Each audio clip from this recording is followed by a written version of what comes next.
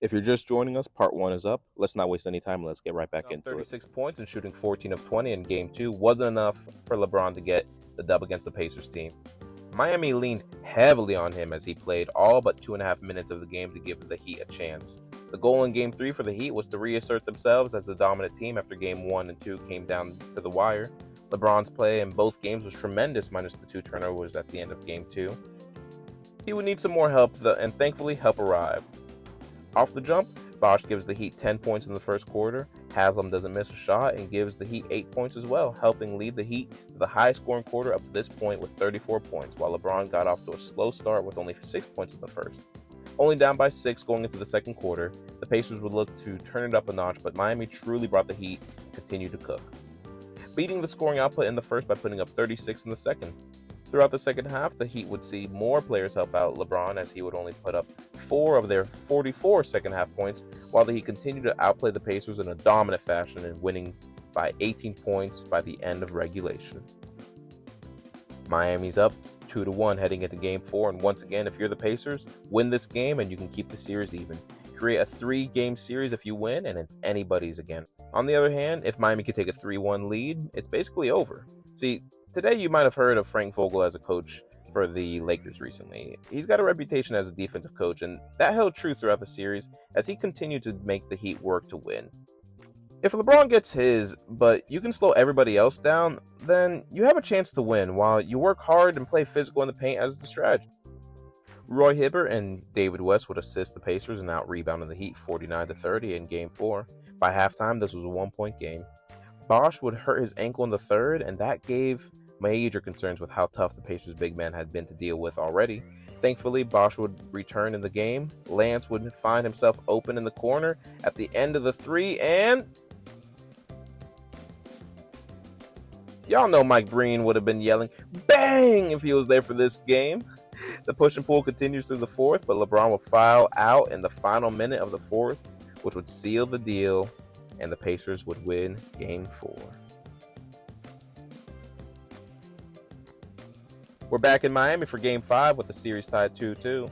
An old stat from 2018 says that the team that wins Game 5 goes on to win the series 82% of the time. A lot at stake in this game, and both teams know that. Roy Hibbert and Paul George would go into the first quarter with a mindset that they can't lose, combining for all of the Pacers' 23 first quarter points, outscoring the Heat 23-19 in the first. The second quarter would be time for David West to get moving and scored 10 points himself in the second. Tensions was flaring with the level of importance of this game, would see Chris Anderson getting into it, Tyler Hasbro. LeBron would do everything he can to inspire his team to play to their fullest after the half, and that they did. Intensity would continue to pick up, and the Heat would outscore the Pacers 30-13 in the third quarter, behind 16 points from LeBron, which would outscore the Pacers on his own and 10 from Udonis Haslem, while holding the Pacers to 3 of 14 shooting from the field. No easy points in the third, and for the rare moment, the Heat would actually out-rebound the Pacers in the third. So, many people today know Haslam as the player who just vibes with the Heat, but he was really a valuable starter for the Heat throughout these years, and really effective. Anyways, Paul George, cementing himself as a true upcoming star in this league, would try to take over the fourth by shooting 4 of 5 in the fourth quarter, but unfortunately it wasn't enough. Miami would win behind LeBron's 30-point performance, 90-79. Game 6 could potentially be it for the Pacers if they don't come ready. The Heat could win the East for the third year tonight if the Pacers don't provide enough resistance.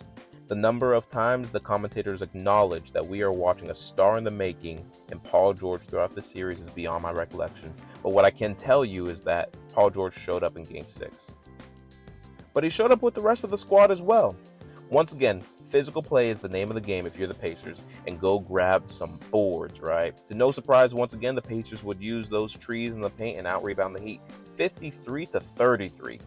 It's crazy to see this huge gap and to think that these games would be competitive, but they were. By the end of the first, Paul George would duel LeBron as he would give the Pacers 9 of their 21 points while LeBron would score 10. Into the second quarter, both teams would essentially lock each other up, holding each other to about 35% on field goal attempts, and the Heat would be up by only 1 point at the half. The Heat would lean on Wade and Braun in the third as they would combine to score all of the Heat's points in the third at 15, but the Pacers would catch fire in the third and score 29 points. The stars were shining and Paul George was balling. Midway through the fourth, Mike Miller would knock down 2 3-pointers, which would help cut the Pacers' lead to 6 and bring the game within reach. However, LeBron would get called on an offensive foul, which drew a reaction out of him and an assistant coach, which would result in 2 techs, and that would allow the Pacers to go up by 10. Paul George would hit the dagger with a 3 to put up the Pacers by 15. By the end of the game, the Pacers will win by 14 points, and we've got ourselves a Game 7.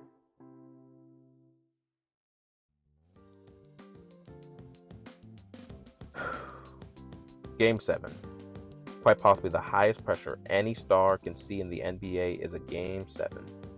Mind you, LeBron counted how many championships he would win with the Heat. Paul George, after winning the Most Improved Player award, has announced his arrival. The bigs for the Pacers have outplayed the bigs for the Heat, and the only true reason the Heat could have won 3 games up to this point is because they have the king. In nearly every category you can consider, the Pacers have outplayed the Heat, if not for LeBron's Herculean efforts. If you said that the Heat should have lost by now, you wouldn't be wrong. The Pacers would have had to lean in on what's been working and would need a big game out of all their stars. By the end of the first quarter, neither bench has scored a point, meaning that we're leaning all the way on our starters to play as much minutes as possible to get us to the finals. Before the game, Frank Vogel told his team that for this to be a series of the ages, the champs have to go down.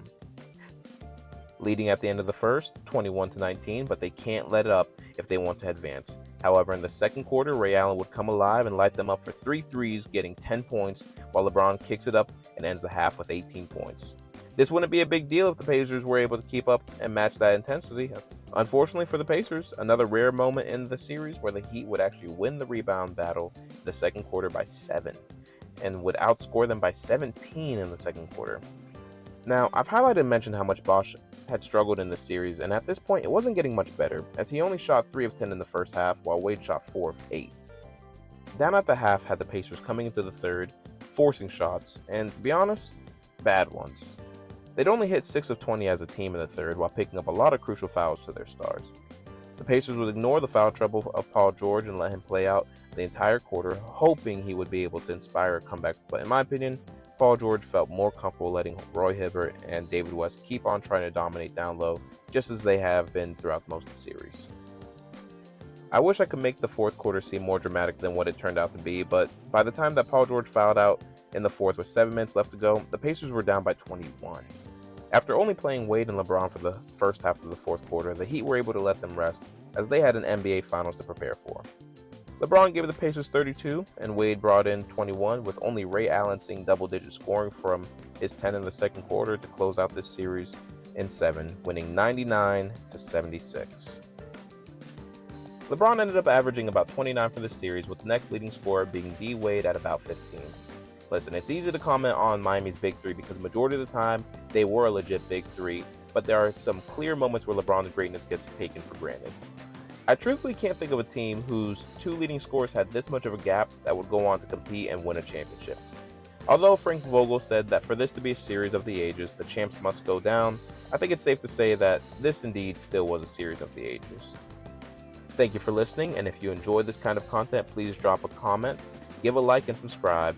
This is Nonstop Steph, and I appreciate you guys listening, and I'll see you on the next one. Peace.